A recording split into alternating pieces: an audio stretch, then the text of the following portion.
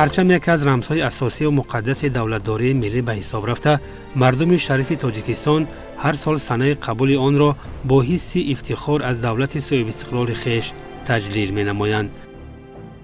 تاریخنامه دولتداری خلق‌های جهان ثابت می‌سازد که هر یک پرچم سرنوشت خود را داشته در مسیر تاریخ بارها تکمیل و تکامل یافته است. از این رو شکل و رنگ پرچم وابسته به تجربه تاریخی و حوادث در سرنوشت ملت رخ داده تغییر می‌یابد. وابسته به این نسخه اصلی پرچم‌های پیشین در آثارخانه و موضع‌های معین شده نگاه داشته می‌شوند که این از ارجح‌گذاری و احترام به ارزش‌های ملی و زحمت گذشتگان شهادت می‌دهد. پرچم افتخار و سربلندی ملت به شمار رفته. جمهوری تاجیکستان چون دولت صاحب استقلال دارای نشان، سرود ملی، پرچم، کنستیتوسیا، زبان دولتی و پایتخت خود شهر همیشه سبز و جوان دوشنبه می باشد که گرامی داشت و احترام آن برای هر یک ساکن کشور قرض و فرض است. با امر پرزیدنت جمهوری تاجیکستان روز 24 نوامبر اعلان شدن روز پرچم دولتی جمهوری تاجیکستان واقعه است فرح بخش که برگزاری آن می تواند در ضمیر هر فرد وطن دوست و ساکن تاجیکستان عزیز احساس دوست داشتن و پرستش کردن این مرز و بوم را دوچند نماید. پرچم ملی افادهگر اقبال و استقلال، ننگ و ناموس، وطن دوستی و وطن پرستی و هویت ملی مردم کهن بنیاد و فرهنگی ما ارزیابی می شود.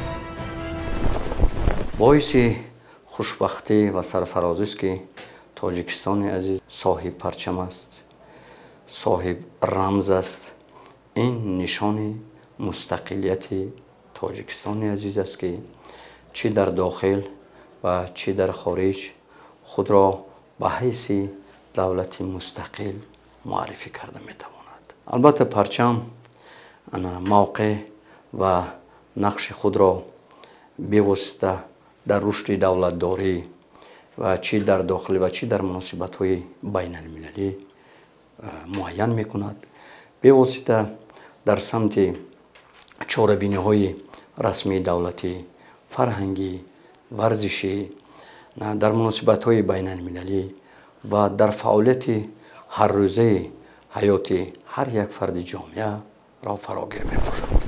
پرچم دولتی که فعلا ما همه سال اون را جشن میگیریم، بعد از آنی که 24 آگوست سال 1990 جمهوری تاجیکستان اعلامیه استقلالیت خود را قبول کرد، در سال 1991 با قرار پرزیدیوم شورای عالی جمهوری تاجیکستان اوید به تصدیق نمودن رمزهای دولتی قرار کرده شد و از سال 1991 گروه کاری اوید به تهیه رمزهای دولتی آزمون اعلان کرد و رهبر یکی از گروه های کاری ظهور حبیب‌الله‌یف رسام خلقی جمهوری تاجیکستان با یک چند نفر متخصصان دایره تهیه پرچم دولتی جمهوری تاجیکستان و کار پیوستند و آنها پیشنهاد نمودند پرچمی که فعلا ما استفاده میبریم که از 3 رنگ سرخ، سفید، سبز که در بین با تاج و 7 ستاره آرا داده شده است و پره از روی آن تاریخ و فرهنگی که ملت تاجیک داشت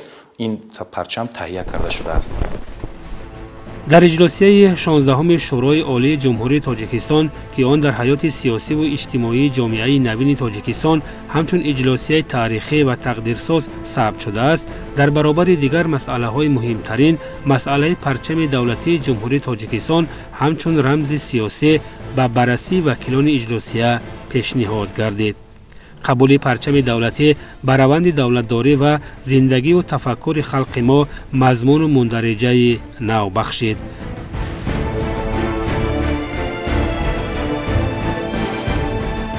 مسلم است که در درازای تاریخ بشر پرچم در برابر دیگر جنبه‌های حیاتی بشریت یکی از بخش‌های تاریخی انسانیت بوده، تهیه و مورد استفاده قرار دادن آن در سرنوشت خلق و ملت‌های سیاره نقش مهم و کلیدی دارد. مردم ما با اصالت تاریخی و تأثیر معنوی پرچم دولتی که در مسیر تاریخ با نام درفش کاویان یاد کرده می شود، همچون یک ظهورات بسیار مهم و ارزشمند ملی اعتقاد و اعتماد پیدا کردند. اجدادان ما از زمانهای قدیم پرچمدار بودند. طبق معلومات‌های در شاهنامه ابوالقاسم فردوسی اومده، اولین مراتبه در دوره سلاله پیشدادیان وقتی که شاه ضحاک پسران کوه آهنگر را به قتل میرساند و کوه آهنگر همون پیشبند چرمینی که استفاده میکرد آن را به چوب پیچانده همچون پرچم الوانج میدهد و خلق را بر ضد ظلم و ستم ضحاک دعوت میکند و آنها موفق میشوند که در این جنگ ضحاک را سرنگون کرده فریدون را که از نسل شاهان بود همچون پادشاه تعیین کنند و فریدون این پرچم کوه را همچون درفش کویان مقدس حسابیده آن را آرا داده همچون رمز مقدس در دولت خودش استفاده میکرد. قبول رمزهای سیاسی مخصوصا پرچم دولتی با تلاش و زحمت‌های شبانه روزه و جانیساری‌های پیشوای معظم ملت محترم امام علی رحمان صلح تاجیکان به دست آمد و دولت به شاهراه دیگرگونی‌های عظیم سیاسی و اجتماعی و بنیادکاری و سازندگی قدم‌های نخستین استوار گذاشت. کنستیتوسیای جمهوری تاجیکستان همچون حجت مهم سیاسی و سند دارای اعتبار عالی حقوقی دولت در برابر نشان و سرود ملی پرچم دولتی را رمز دولتی اعلان کرده آن را به حیث یکی از عنصرهای بنیادی ساختار کنستیتوسیونی و دولتداری ملی اعتراف نموده است. 24 نوامبر سال 2009 بار نخست مردم کشور روز پرچم دولتی را با افتخار از دولت و دولتداری همچون جشن ملی تجلیل نمودند. خوشبختانه با تاثیر اجلاس تقدیرساز 16 شورای عالی نصیب ما ملت تاجیکستان عزیز گردید که در عموم رمزهای دولتی جمهوری تاجیکستان پرچم نشان و سرود ملی در یک شکل معین با یک معیار معین به نظام در آورده قبول کرده شد که این موجودیت این رمزهای دولتی پرچم نشان و سرود ملی این راست گپ علامت‌های دوستی برادری صاحب اختیاری رشد و معرفی هر یک دولت از آن جمله تاجیکستان عزیز را معین می‌نماید. پرچم دولتی جمهوری تاجیکستان رمز صاحب استقلالی وطن، اتحاد ویران نشونده تمام طبقه های جامعه، دوستی و برابری خلقهای ساکن دولت ما بوده، عنعنه های تاریخی و فرهنگی چندین عصره تاجیکان را انعکاس می‌کند. باعث افتخار است که امروز این پرچم مقدس لیوای آزادی و استقلالیت، لیوای سیاست سازندگی و بنیادکاری و مهنت فداکارانه خلقمان بهر شکوفایی تاجیکستان صاحب استقلال گشته است. پرچم تاجیکستان در بسیار از کشورهای خارج آویزان است. این البته نشان مستقلیت و صاحب استقلالی تاجیکستان است. اینجا که شخص یکمی تاجیکستان، اساسگزار صلح و وحدت ملی، پیشوای معظم ملت، پرزیدنت جمهوری تاجیکستان، همچون رئیس حکومت، معرف کننده تاجیکستان عزیز در عرصه بین المللی می توانند و حقوق هم دارند که البته با عملهای منتظم نیک خود که بهر رشد و نمو تاجیکستان روانه گردیده است، تاجیکستان را با پرچم خود معرفی نمایند.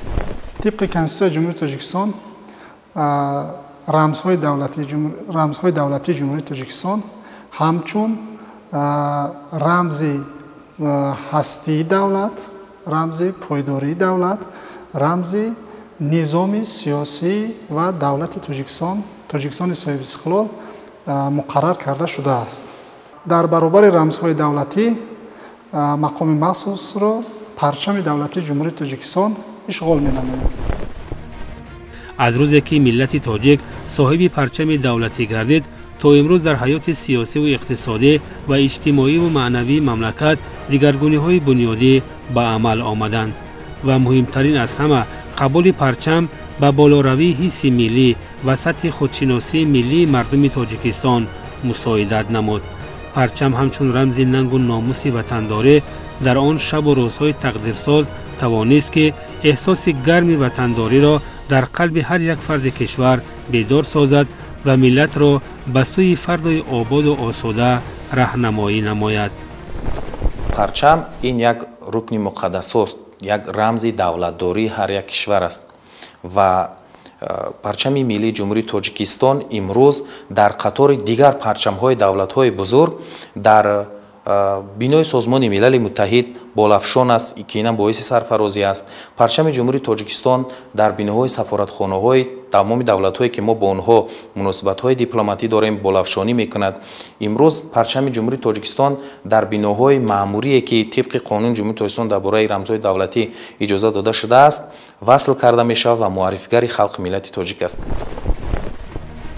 مردم شریف کشور تحت پرچم دولتی روند آبادکاری و سازندگی را آغاز نموده تا به امروز در بخش‌های مختلف حیات جامعه و دولت به پیشروی‌های نظررس نائل گردیدند و به خاطر حفظ و تحکیم دستاوردهای زمان استقلالیت صادقانه خدمت کرده ایستادند. در مرحله نوی دولتداری و احیای ارزش‌های تاریخی و فرهنگی هر یک فرد تاجیکستان را ضرور است که به قدر آب و خاک این کشور و مقدسات ملی از جمله پرچم برسد. زیرا معرفی کننده دولت این پرچم ملی می باشد و دوست داشتن این مقدسات ملی نشانه وطن دوستی محسوب می شود. با ابتکار و اقدام پیشوای ملت محترم امام علی رحمان سال 2011 در پایتخت کشور شهر دوشنبه بزرگترین پرچم دولتی همان گذاشته شد و آن به کتاب رکوردهای گینس وارد گردید. میدانی که در آنجا پرچم بزرگ ما جایگیر شده است خیابان پرچم ملی نامگذاری شد. امروز پرچم دولتی جمهوری تاجیکستان چون رمز این کشور صاحب استقلال در تمام شهر و ناحیه‌های کشور پرافشان بوده از موجودیت دولت صاحب استقلال دموکراتی دنیوی و آزاد و یگانه درک می‌دهد. پرچم را سخنورانه سر بلند خلق شناسنامه آن در عرصه بین المللی مینامند. پرچم جمهوری تاجیکستان در 16 شورای عالی جمهوری تاجیکستان 24 نوامبر سال 1992 با دستگیری وکیلان و پیشنهاد و جانیساری‌ها و زحمت‌های پیشوای معظم ملت محترم امام علی رحمان پیشنهاد گردید و قبول کرده شد. یعنی قرار مخصوص درباره پرچم دولتی جمهوری تاجیکستان به تصویب رسید. سال 2011 بار نخست در تاجیکستان بلندترین لیوا قد کشید و درازترین پرچم 2011 متر بود که اهل ضیای مملکت در این روز شادمانی داشتند. اساسگزار صلح و وحدت ملی، پیشوای ملت، پرزیدنت جمهوری تاجیکستان محترم امام علی رحمان بر حق تأکید نمودند که پرچم دولتی افادهگر مقصد و مرام و آرزوی و آرمان‌های هر یک ملت و دولت است. بی‌شبهه پرچم ملی ما تاریخ بای و رنگین چندین هزار ساله داشته قوه سفربر کننده و متحد کننده ملت بوده مردم سرزمین را به عملی نمودن مقصد و مرام خیرخواهانه دعوت می کند. پرچم ملی امروز چون رمز دولتداری تاجیکان در بینای تمام اداره های دولتی و مأموری، تشکیلات و مؤسسه ها، کارخانه ها، مؤسسه های تعلیمی، انشاءات ورزشی، حجره های کاری و خانه های استقامتی شهروندان نصب گردیده مردم ما را در جاده سرسبزی و آبادی و زندگی با سعادت روح و الهام می بخشد. پرچم دولتی برای ما یک پاره عادی متاع نبوده بلکه در آن دعوت به متحدی، وحدت، غیرت و ناموس، وطندوستی و وطن پرستی، حمایه مرز و بوم و سعی و تلاش برای بنیاد جامعه عدالت پرور تجسم گردیده است. اساسگزار صلح و وحدت ملی پیشوای ملت پرزیدنت جمهوری تاجیکستان محترم امام علی رحمان قید میکنند پرچم ملی افادهگر اقبال و استقلال، دوستی و صداقت، مهر و محبت، وطندوستی و وطن پرستی و آن موفقیت هایی که در طول تاریخ به دست آمده‌اند می باشد و ما تمنای آن را داریم که پرچم جمهوری تاجیکستان ҳамеша болафшон бошад ва миллати халқи тоҷик бо ин парчам ифтихор кунад. тасвири парчами давлати ҷумҳурии тоҷикистон албатта вобаста ба андозааш, бо риёии дақиқу ҳаҷму ранги асл тибқи низомнома дар бораи парчами давлати ҷумҳурии тоҷикистон ки бо қарори маҷлиси олии ҷумҳурии тоҷикистон аз 11 декабри соли 1999 сол тасдиқ шудааст, инъикос ёфта буд ва моҳият ва тартиби истифодаи расмии парчамро қонуни ҷумҳурии тоҷикистон дар бораи рамзҳои давлати ҷумҳурии тоҷикистон аз 12 майи соли 2007 сол муқаррар мекунад ки он риоя ва аз нигоҳи ин қонун амал кардан ва ҳифз ва эҳтироми парчам яке рамзҳои давлати ҷумҳурии тоҷикистон ҳатмӣ мебошад ва ҳар як аъзои ҷомеаи шаҳрвандӣ, хусусан мо ҳамчун аъзои ҷомеаи шаҳрвандӣ ӯҳдадор мебошем ки ҳамчун шаҳрванди озод албатта бо парчам, яъне бо рамзҳои давлати ҷумҳурии тоҷикистон фахр кунем ва номбардори давлату миллати худ бо парчами худ бошем. дар рӯ ба рӯи парчами давлати тоҷикистон аз сарбоз то президенти ҷумҳурии тоҷикистон ба хотири хизмати содиқона ба ватану миллати хеш савганди садоқату вафодорӣ ёд мекунанд. парчами давлатии тоҷикистон пешгоҳи биноҳои давлатиро зебу зиннат мебахшад. дар рӯзҳои ҷашн чун рамзи саодату сарбаландӣ ва соҳибистиқлолии мо парчами миллати тоҷик ҷилваи дигар дорад ва хиёбонҳои марказӣ ва пештоқи муассисаву идораҳоро шукӯҳи тоза мебахшад. парчами давлатӣ барои мо тоҷикон нишонаи бақои давлат, ваҳдату ягонагӣ, ҳуввияти миллӣ ва беҳтарин василаи тарбияи наврасону ҷавонон дар роҳияи ифтихор аз давлатдории миллӣ ва ҳифзи арзишҳои таъриху фарҳанги халқамон арзёбӣ мегардад. аз ин роҳ ҳар як фарди ҷомеа бахусус насли ояндасози миллат бояд аз парчами миллии худ ифтихор намояд ва эҳтироми онро ҳамчун рамзи пойдории давлату миллат ба ҷо оварад. зеро эҳтирому арз гузоштан ба рамзҳои давлатӣ вазифаи муқаддаси ҳар як фарди ҷомеа ва сарчашмаи ифтихор аз давлату давлатдории миллӣ мебошад. имрӯзҳо хурду бузурги мамлакат эътимоди комил доранд ки парчами давлатии тоҷикистон чун рамзи озодӣ, ояндаи ободу осуда ва мояи ифтихори халқи соҳибдавлати тоҷик то ҷовидон парафшон хоҳад буд. бигузор парчами давлатии тоҷикистони азизамон ҳамчун рамзи озодӣ ва саодати абадӣ халқи моро ба қулаҳои мурод расонида дар фазои сулҳу суботи кишвар ҳамеша парафшон бошад. парчами миллии ҷумҳурии тоҷикистон як рамзи пурқувват ва ифтихори миллӣ аст ки таърихи бой ва маънои амиқ дорад. он рамзи ваҳдат, сулҳ, худшиносӣ ва истиқлолият мебошад ва на танҳо дар дохили кишвар, балки дар сатҳи байналмилалӣ низ ҳамчун нишони шинохти тоҷикистон пазируфта шудааст. барои ҳар як шаҳрванди тоҷик парчами миллӣ на танҳо як рамзи давлатӣ, балки як пайванд бо гузаштаи пурифтихор, ваҳдат ва умеди ояндаи беҳтар мебошад. поянда бод парчами давлатӣ, сулҳу суботи комил, ваҳдату ягонагии тоҷикистони соҳибистиқлол.